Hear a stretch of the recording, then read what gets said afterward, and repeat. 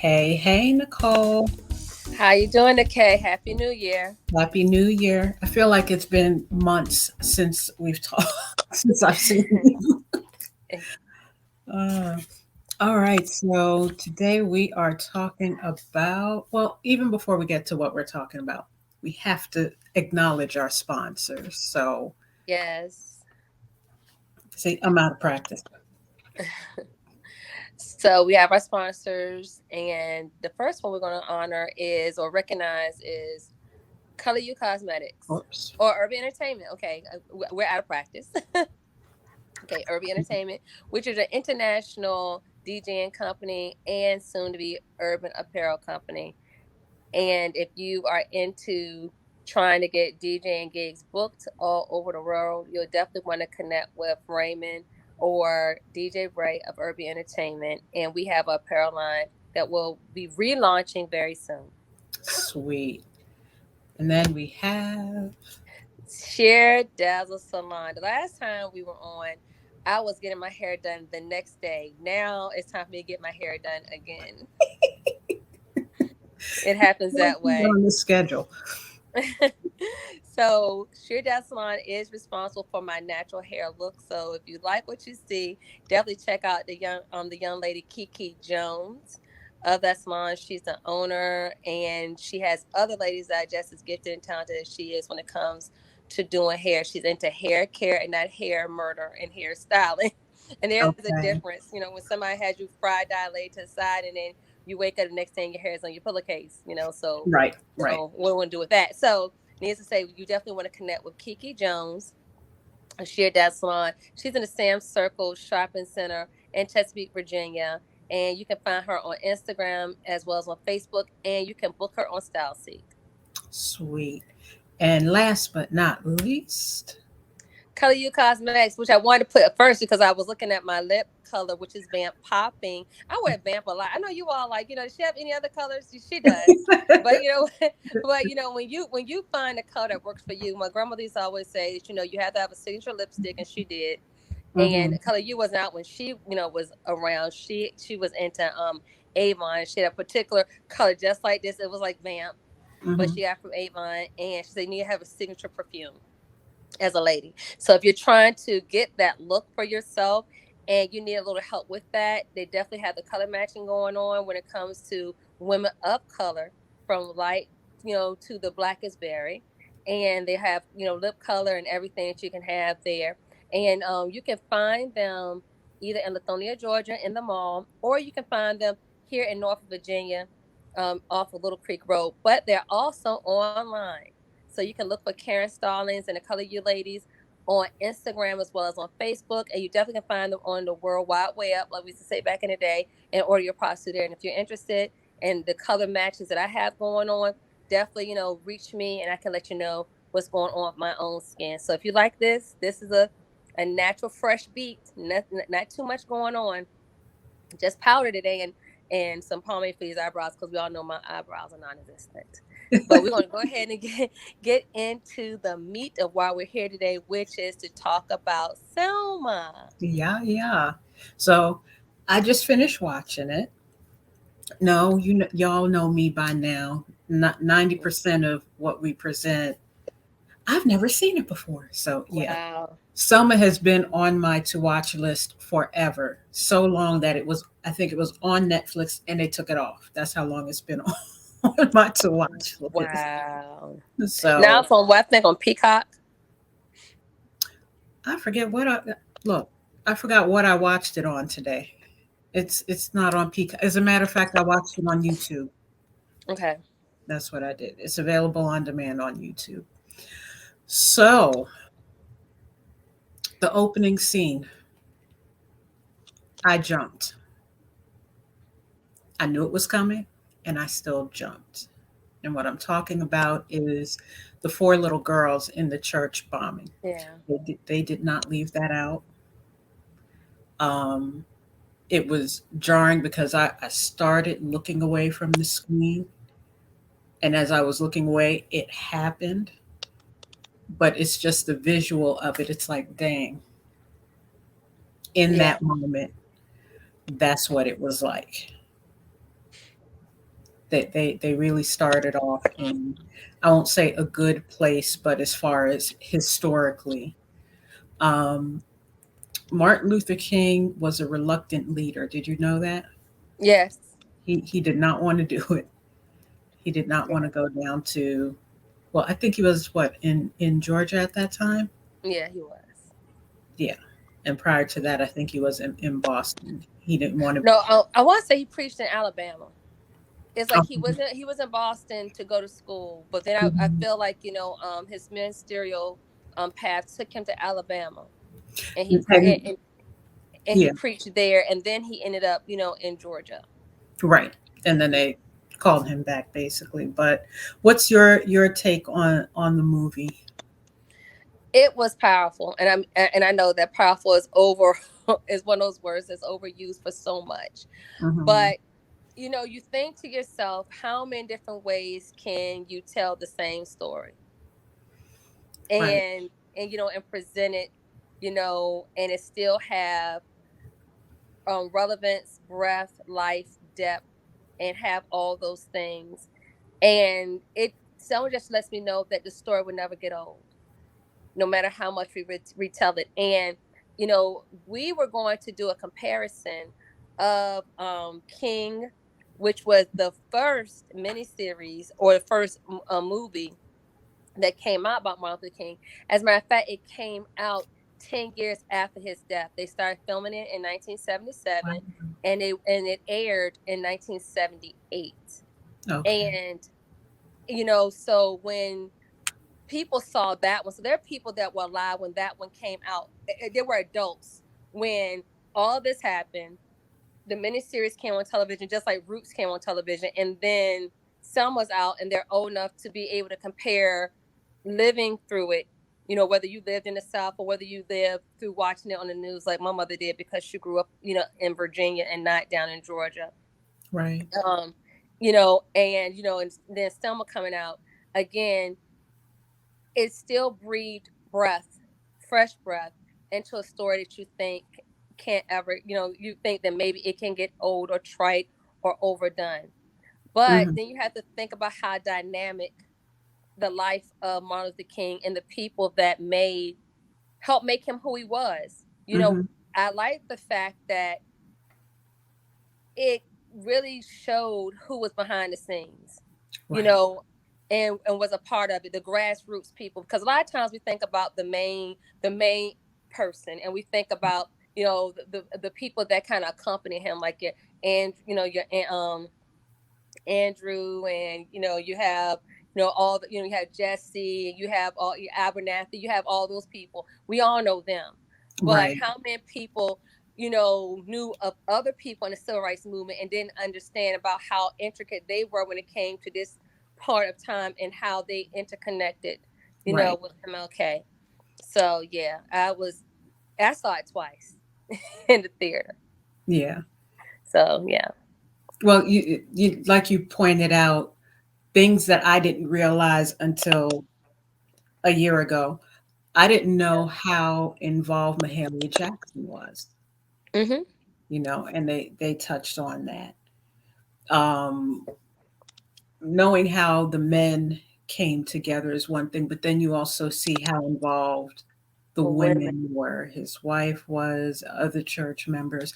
They were front and center, in the background, but front and center Yeah. a lot of times. So um, it's, I don't know, I don't like using story with this, but the way this was framed gave a broader view than I was ever taught in school. Yeah. I don't know how they taught it at your school, but our school was real high level. Oh, he was the good one, and that Malcolm was the bad one.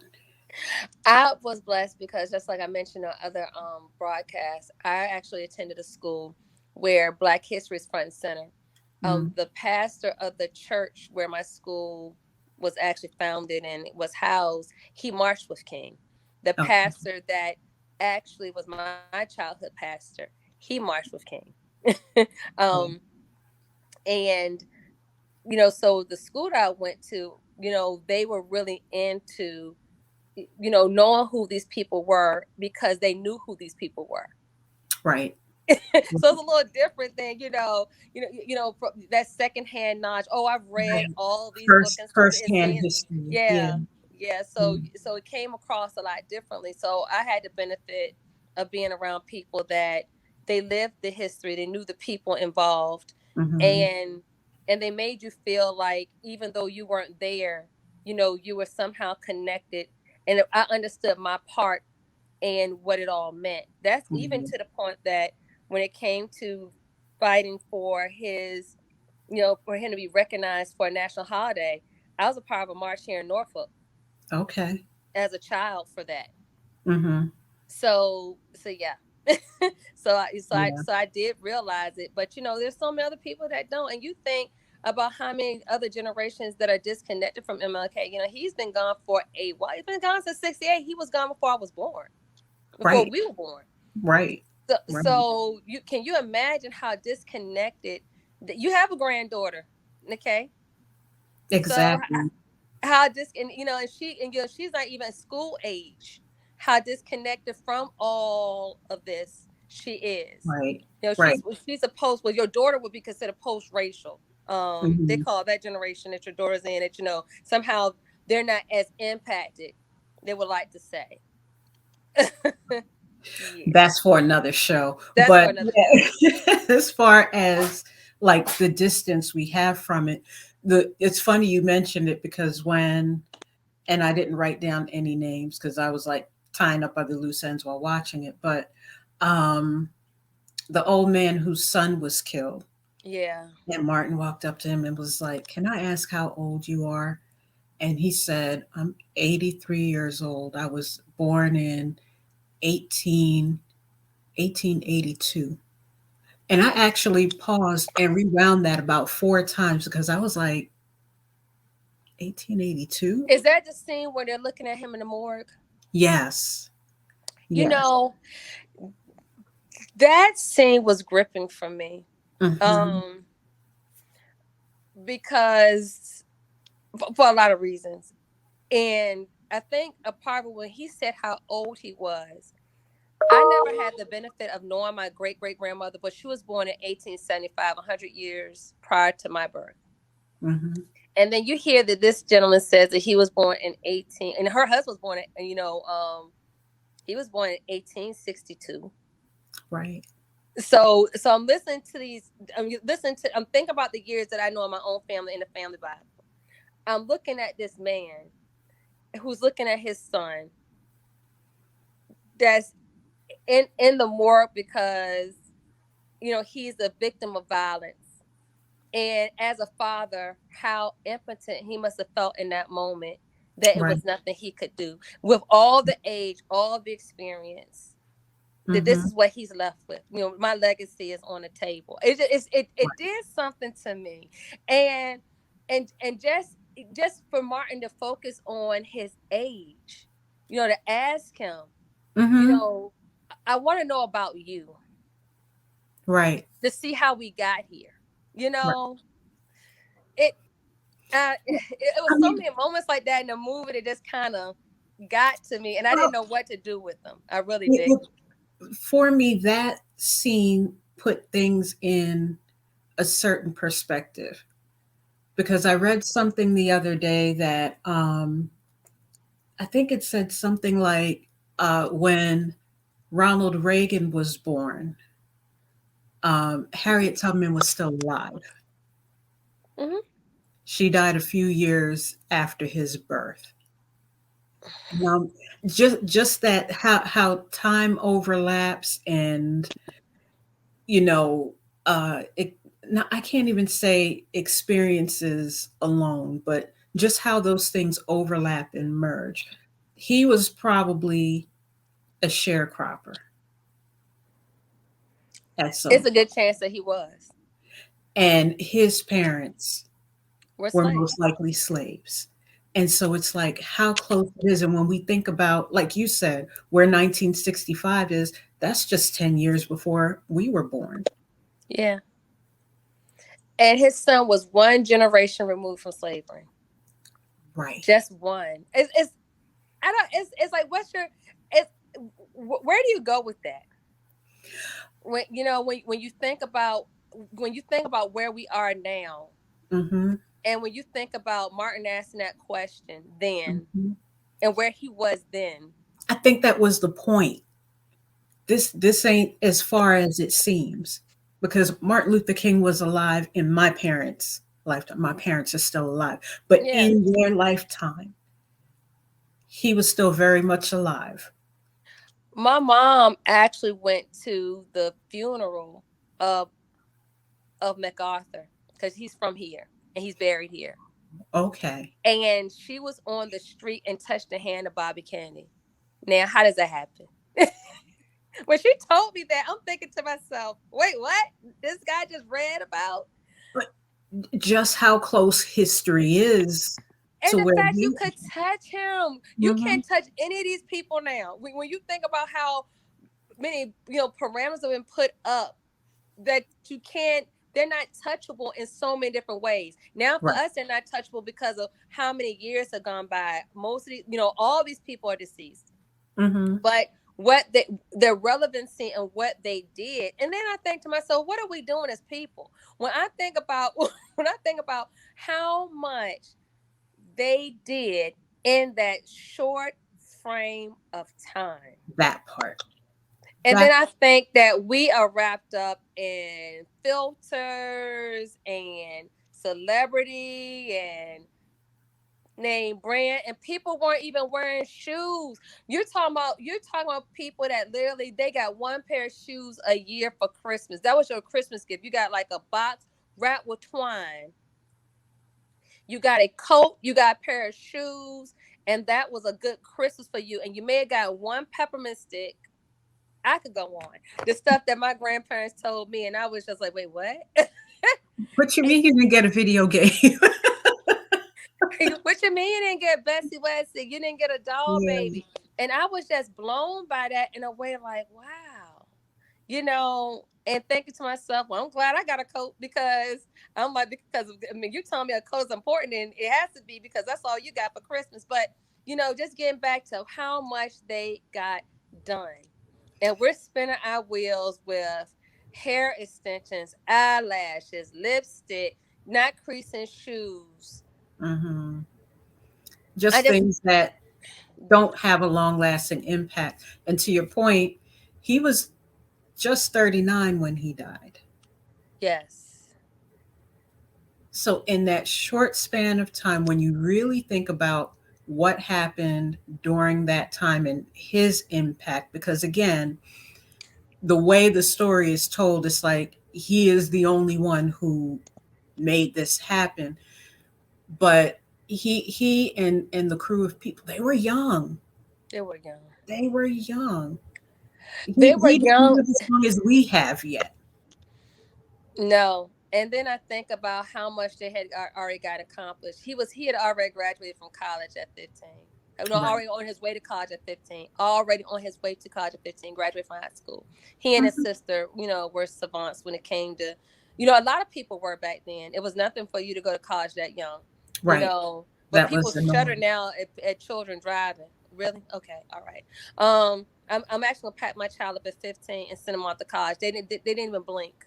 They did it. And off you But go. again, different set of values, like Di- you di- just pointed out, different set. and that close to slavery, and can't even say Jim Crow. Jim Crow was in their lifetime, but so shortly after slavery, the thing that they understood was the value of an education and how it could elevate you, even if you only use that knowledge within your own community. Community. There's no urgency of now.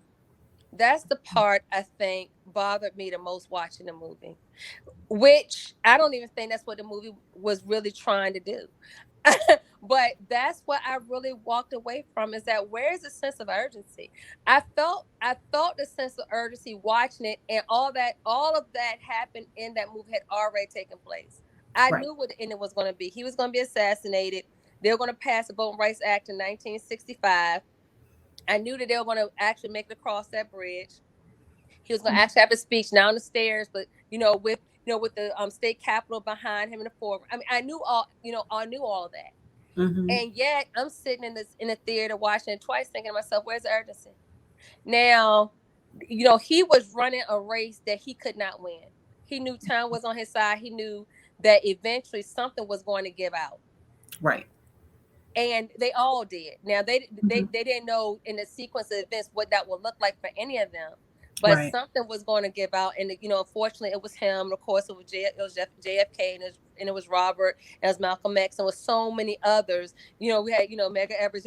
So many, and those are just the big names. We're not talking about the other people that built the platform for these people to stand on. Right. All those people gave out. Mhm. Because of what happened with them. In history through assassination and silencing and jail and all of that, but he still Mhm. had a contribution. And here we are. What are we doing? That's all. That's the part that got to me. But I want to kind of bring up some points so we could Mhm. wrap up, because we could be on this. The All whole thing day. is all day. The thing about this story is that it's real. That's the key. And I think that Yeah. we all have some type of direct or indirect connection to the history, Mhm. and that's what makes it so vibrant and so telling, and just it breathes so much light, because we all can say, I have a grandparent that told me this, I have an old auntie that told me this, I read about this, I saw a documentary on this, and then you fuse all that stuff together, and then you're talking to people that you never talked to about it, and you learn so Right. much more. So Mhm. it's so relevant. But I kind of want to talk about the fact that look at how far we came in the storytelling from when it was first aired on television. We're talking about 1978, Mhm. when the documentary first came out. Mhm. I want to say it was a 3-part series, Okay. and it was taped, of course, in Georgia, with the blessing and the anointing of Coretta Scott, which means a lot. Right. She was very intricate in how this rolled out. And the reason why that is important is because she was the guardian of MLK's legacy. She lived her life to do that. Mhm. She had other interests, but for the most part, if you were to piece her life together, being his wife and being the pole mark for his legacy was what she lived for, and she did that extremely well. So Yes. whatever aspects of MLK you see, she was behind. And there's Right. pictures with her with Cicely Tyson. Mhm. Because Cicely really wanted to connect with the grace, the quiet power that she willed, and all of that. She Mhm. kind of wanted to be a part of that.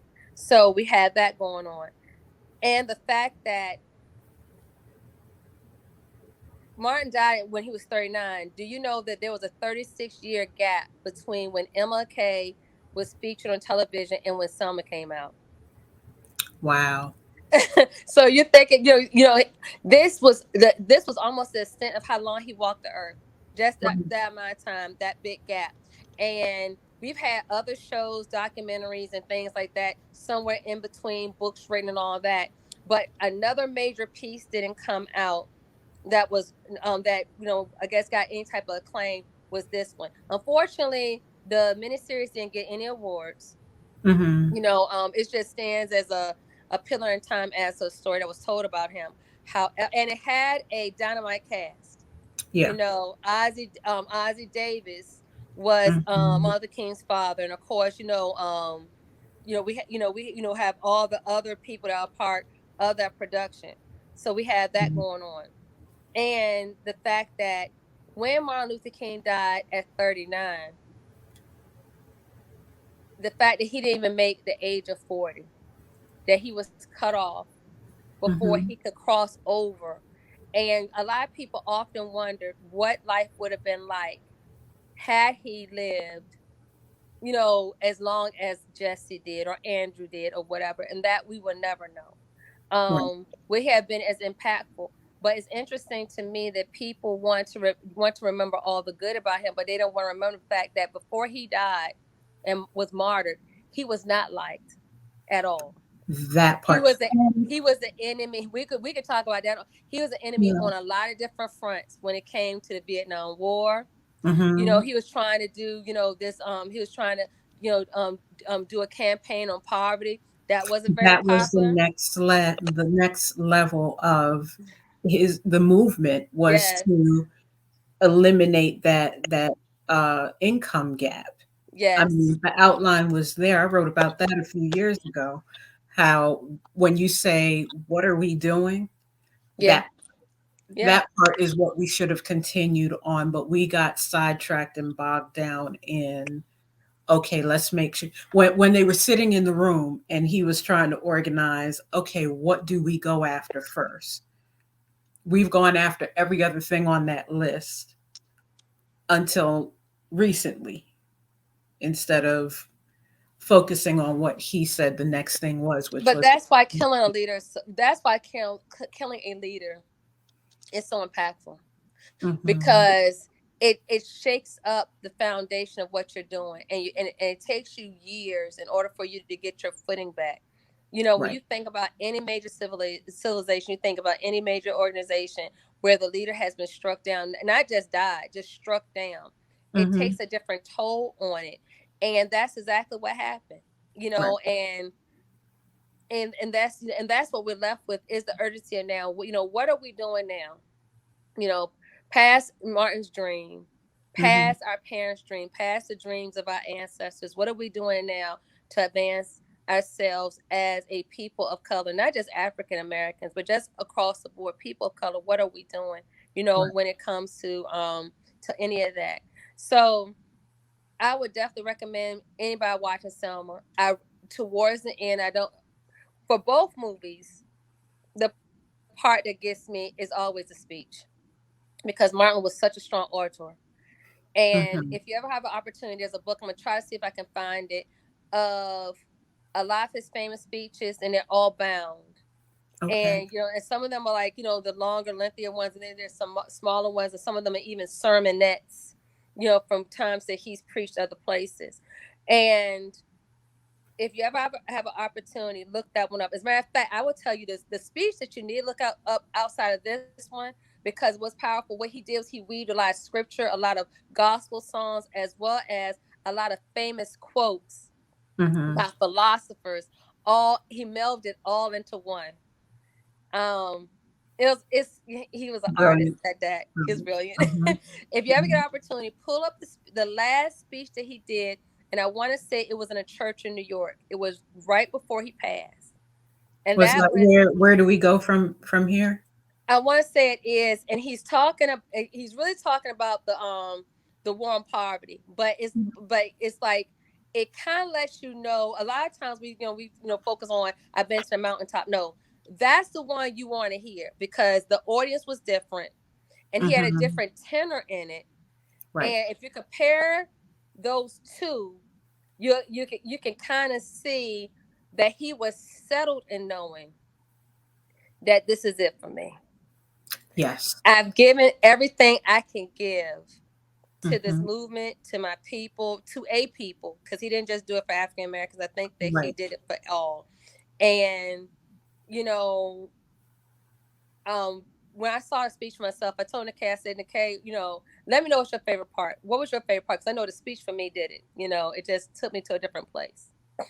Like I said, that conversation he had with the old man, Yeah.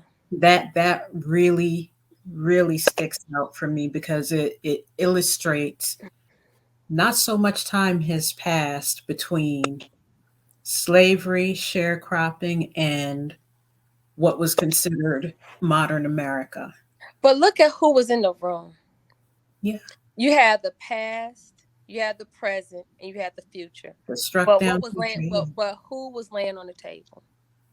the youngest, Hmm. the youngest. And he told his father, "You're gonna get a chance to vote." He laid down his life for it. He put himself in the way for it. Yeah. So it's and that alone is powerful. But just the idea of, we think of it being a long time, but not so much time has actually passed. It hasn't. But it just lets you know how much time has been wasted. And when this movie came out, the thing that got me the most was that when because they showed all the key players, and I love the fact that they gave you a little bit of where they ended up. Right. And I thought that was so important, as to who was still left around the, in the vicinity, that was a part of all Mhm. this.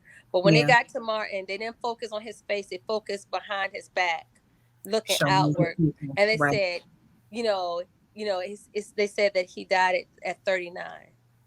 Mhm. When I sat in the theater, I was 39 years old. Mm. And that's the part that had me in tears. And I'm not one, Nikkei knows me, I'm mean.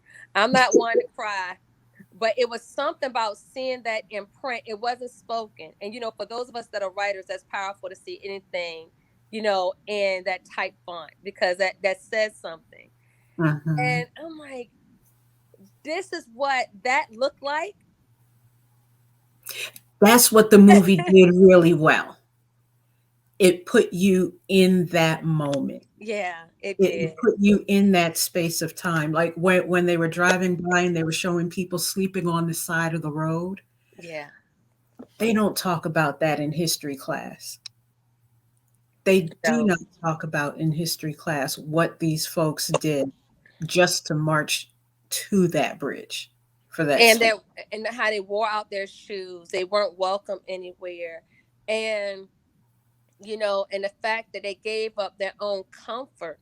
You have people that lose their minds, they spaz out for not having Wi-Fi and a charger. Okay. We're talking about cold, hungry, dirty, not having a bath, not being able to brush your teeth, not being able to do the basic things of, just of hygiene, not being able to fully take care of yourself. You may not have a dime in your pocket, so you're dependent on the kindness of strangers. Hmm. But that's because of the level of hunger and want and desire that was there that we don't have, because people fought for us not to have to go through any of that. But then again, we're so ungrateful because we're not even paving the way better for these children, because now they're so entitled, and that's a whole nother story. Yeah. So Selma was powerful. If you haven't had an opportunity to see it, please do. Hmm. The acting in it is superb. The casting was phenomenal. There's Amazing. a reason why it won an Oscar. It was so well deserving. Yeah. It will go in history as being one of the better told stories of Hmm. of Martin, from the aspect of what led to the March on Selma to begin with, and all the key players. So I definitely recommend it. Agreed. Same here. Well, okay, let's go ahead and let them know where they can find us. All right. So make sure you follow your moderators. If I can get to that part of the list. Here we go. Follow your mods. You can find me at wordpress.com. And we can't forget about Don, the mastermind behind all of this. You can Yes. find him at donmiskel.com. And yes, I spelled all of that right, my name and his. And then, and I spelled her name right too. If you're looking for Right. Nicole and all of her shenanigans, NicoleDeCandice.com is where you will find her. And we can't forget the opening music that you heard. Robert Rice Jr. at smoothology.net. You can find that song plus everything else that he's done. So go check him out. Well, Okay. look for us on Facebook, and definitely look for us on YouTube. And under YouTube, we're not Movies That Move We, it's Media That Moves We, which Right. has all of our Movies That Move We Playlist. shows there. So Hmm. look for us there. And then if you want to be a part of the Facebook group, please answer the questions, because we're very serious and guarded on who can participate, because we don't want any trolls, we don't want any soliciting, we don't want any sales. We just Right. want to talk about cinema, Right. and how it impacts um the African, American diaspora, African diaspora, us as people. That type of Exactly. thing. Exactly. So we want to keep it classy in that respect. Right. So that's all we have for today. Until next time. Bye, everybody. Bye bye.